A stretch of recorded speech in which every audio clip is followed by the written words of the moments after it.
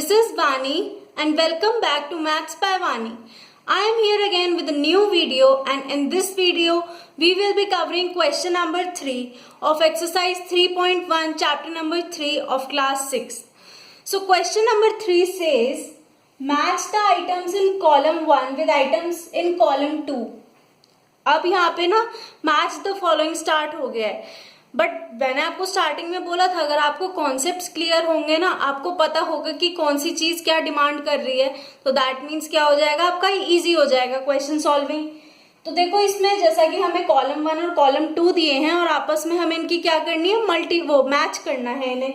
तो देखो कॉलम 1 और कॉलम 2 है, यहाँ पर तो नंबर लिखे हैं, तो नंबर से तो हमें कुछ भी पता नहीं चलेगा, बट हम उसके लिए क्या करेंगे, हम कॉलम 2 ले लेंगे। तो कॉलम 2 में पहला, अब आप ये देखो सबसे पहले एक मेजर डिफरेंस ये देखो, यहाँ पर है 5 पार्ट्स कॉलम 1 में और कॉलम 2 में है 6 पार्ट्स। दैट मीन्स एक पार्ट कोई एक्स्ट्रा है।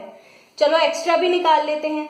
सबसे पहले हम करते हैं कॉलम 2 का A part. So column A part में है मल्टीपल ऑफ 8।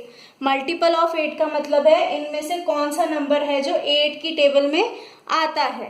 तो देखो क्या 35 8 की टेबल में आता है? नहीं। 15 आता है? नहीं आता। 16 आता है? 20 नहीं, और 25 भी नहीं।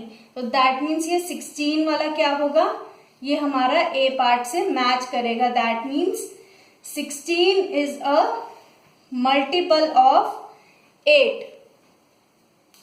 ऐसे ही 7 मल्टीपल ऑफ 7, यानी कि 7 की टेबल में कौन सा नंबर आता है? 35 आता है? आता है। 15 नहीं, 20 नहीं, 25 नहीं आता। दैट मीन्स 35 आता है। तो ये हमारा हुआ बी पार्ट का आंसर। सी पार्ट है मल्टीपल ऑफ 70। अब देखो मल्टीपल ऑफ 70, अगर मैं 70 की टेबल लिखूंगी तो क्या मिलेगा, 71 are 70 एंड 72 are 140। और इतना बड़ा नंबर तो यहाँ पर कोई है ही नहीं। दैट मीन्स हम इसको अभी छोड़ देते हैं। Factor of 30। अब अभी तक तो मल्टीपल की बात हुई, मल्टीपल में आपने क्या किया, मल्टीप्लाई करके देख लिया। फैक्टर ऑफ 30 के लिए उल्टा कर दो। क्या इनमें से कोई नंबर है जिसकी टेबल में 30 आता हो, है ना? फैक्टर का मतलब यही तो होता है कि जिसकी टेबल में नंबर आता हो क्या हो जाता है, उसका मल्टीपल फैक्टर हो जाता है। तो 30 के लिए हमें ये चाहिए कि क्या इनमें से किसी की टेबल में 30 आता है? 15 की टेबल में आता है? बिल्कुल आता है। 15 2 30 होता है। 20 की टेबल में नहीं आता है और 25 की टेबल में भी नहीं आता है। तो दैट मीन्स ये क्या हो जाएगा, 15 हमारा हो गया डी पार्ट का आंसर।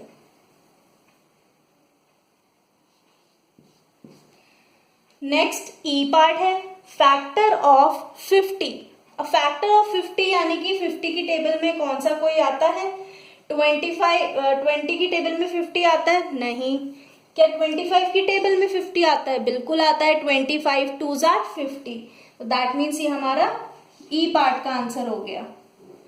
अब बच गया है 1 और दावेदार हैं 2, आंसर बच गया है 1।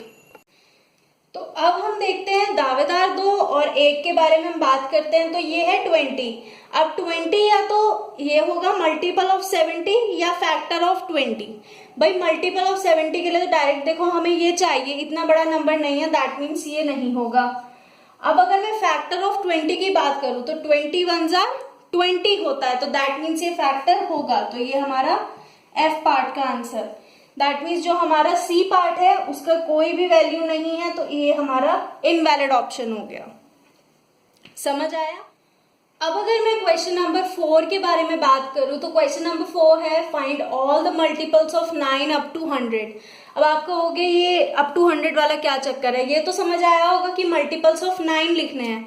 अप टू 100 ये नहीं है कि 9 into 100, मल्टीपल्स लिखने हैं, यानी कि 9 की टेबल लिखनी है कहाँ तक, 100 से पहले तक।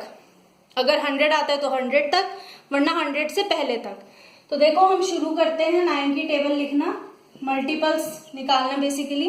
9 1 are 9, 9 2 are 18, 9 3 are 27, 9 4 are 36, 9 5 are 45, 9 6 are 54, 9 7 are 63, 9 8 जा 72, 9 9 जा 81, 9 10 जा 90, 9 11 जा क्या होता है 99. तो that means these all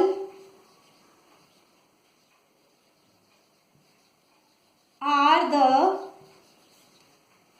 multiples of 9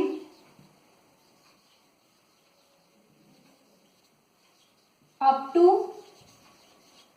100.